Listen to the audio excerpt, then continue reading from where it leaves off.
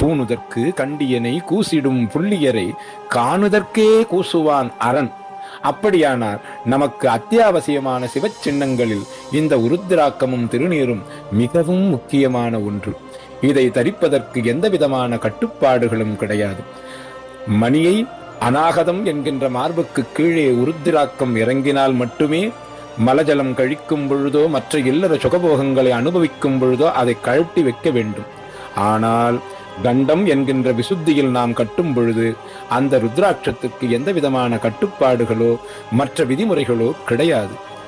அதே போல் மகளிரும் இந்த உருத்திராக்கத்தை அணிந்து கொள்ளலாம். உருத்திராக்கத்தை அணிவதால் இல்லற வாழ்க்கை சீர்கெடுமா என்றால் அதுவும் கிடையாது. எந்த வகையிலும் சீர்கெடாது, சீர்கெடுக்காது, நம்மையும் செம்மைப்படுத்தி இறைவனிடத்தில் சேர்க்க வல்லது உருத்திராக்கம். ஆக இது மட்டுமே போதுமே.